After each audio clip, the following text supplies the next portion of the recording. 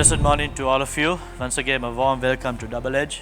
As you know, we are sharing a thought from the Word of God to edify you, to encourage you, and to bless you in your faith journey. We start off last session by speaking about what is your life all about, and we brought the main factor that will make your life successful and mainly satisfy you in life. From today onwards, we want to start a series on one of the books in the Bible that is intriguing, also full of wisdom. And I believe as we speak about this book, because it includes many practical applications for our life and so much of wisdom, you and I will be able to be enriched, blessed, and move forward in life. And this book is the book of Ecclesiastes, written by King Solomon, the wisest man who lived on planet Earth. So this book is really spoken about. We quote some scriptures from this book, but rarely have I seen many people teaching out of this book. So we want to take this book and speak about it and to apply it to day-to-day life and to see how we can lead a successful life. Now the book of Ecclesiastes is very prominent, or it is known for its meaningless. It is a meaningless book that is full of, it says it's vanity of vanity, it's vanity, the book of vanity. But I want to encourage you that there are many life lessons that we can learn from this book. Though it is written in the contrary, we can reverse it and apply it into our lives so that we can determine whether our lives are on the real track, correct track, and are we involving wisdom in our lives. So let me speak to you from the book of Ecclesiastes chapter 1, verse 2 and verse 3. We are going to dive into those two verses and bring out a point that I want to share with you today. So Ecclesiastes chapter 1, verse 2 to 3, it says, "Meaningless, meaningless, says the teacher, utterly meaningless. Everything is meaningless. What do people gain from all their labors at which they toil under the sun?" So it starts with saying it is meaningless. Everything is meaningless. The life is meaningless. Everything under the sun is meaningless. But in verse 3 he says the reason he's saying this is meaningless is because he see people toiling under the sun. They are laboring under the sun. But what do they get as a result? What does it produce? And looking at it, he says it is meaningless to toil under the sun because you are not getting what you want. Now, one point that I want to bring out of this passage is this. What are you really looking for from life? What do you really want out of life? What are you expecting from life? What is the results that you want to get out of your life? Now, this is a very important question that can take your life from meaningless to meaningful.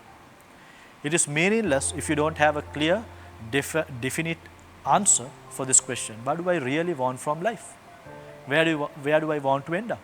What do I want to achieve, accomplish? This is a very important, serious problem. And I've seen many people cannot properly and clearly answer this question. They do not know actually what they want from life. They do not know what would really satisfy them. They do not really know what they want to accomplish, what sort of a life that they are looking for. As a result, what happens?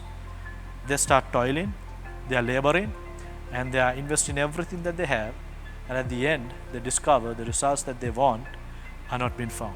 Now, I want to see the reason behind this is, the main reason for this is, people have approached life from the wrong end. They are toiling, they are choosing a vocation or an area or a space in life that they think that they must toil, that they are going to labor in, and they do not stop to examine, evaluate and see whether the thing that they are laboring in will produce the result that they are actually looking for. So what do? They labor in life, they toil in life, and at the end they see the result is not what they expected. And therefore they say life is meaningless. They are frustrated, they are disappointed, they do not want to do anything more with life. Now I want to encourage you. Let's approach life from a different angle. What is that angle? Approach life from the angle first determining what do you really want from life? What is the result that you are looking for? You look at that, get that result, and after you get the result, find the area, the avenue or the space that in which you could toil so that it will produce that result. See, these are two directly connected issues. The result is connected into what you are toiling. If what you are toiling is not producing the result that you want, at the end you are going to say, like the book of Ecclesiastes is saying, life is meaningless. So I want to encourage you. What do you really want from life? What are you really seeking from life? What do you want to achieve, accomplish from life? Choose to toil in that area. Choose to toil in that area that will satisfy you, that will bring the accomplishments that you're looking for. Then life will move from meaningless to meaningful. If you decide on this, if you know what you're looking for from life, you know the end result, then every day, the way you face the day, the attitude that you have towards that day will begin to change. It affects your mindset, because if you're meaningless, you're going to go every Monday morning, you're going to say, oh my goodness, it's work day again. But you're going to toil and you're going to slog yourself, but you know nothing is going to be produced. So that affects the mental, the attitude that you have towards the day. But if you know the result that you want, and you know that everything that you do today is going to affect in bringing that result to pass, then your attitude is going to be completely different. You're going to see everything in a different light, in a different manner. It's going to choose the friends that you associate. When your life is meaningless, the friends that you select are equally depressing, who are going nowhere and just who want to just spend time wherever they can.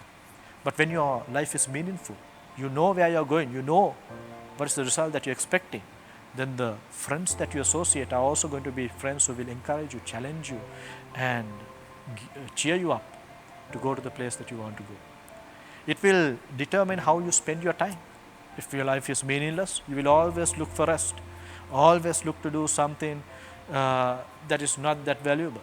But when your life is meaningful, you will be wise with your time. You will be careful as to how you spend your time. You will be very careful about it. Why? Because now your life is meaningful. There is a purpose, there is a goal, a result, and you're toiling in that specific area that will produce that result. So what takes life from meaningless to meaningful is the end result. You must know the end from the beginning. If you do not know the end from the beginning, you're going to fail in life, because you're going to toil in something expecting an end that is never resulted as to what you're toiling in. So now approach life in a different manner. That is the wisdom that Ecclesiastes chapter 1 verse 2 and 3 gives us. First, answer the question. Evaluate the area that you're toiling in, the area that I'm toiling in, the place that I'm laboring. What is the result it is going to produce? And am I comfortable with it? Am I happy about it? If it is not, then it's time to change where you labor. It's simple as that. So let's approach life from a different angle. What do I really want from life? And what would produce me? So I'm going to toil in what produced that. That is the wisdom that the book of Ecclesiastes teaches us in chapter 1 verse 2 and 3.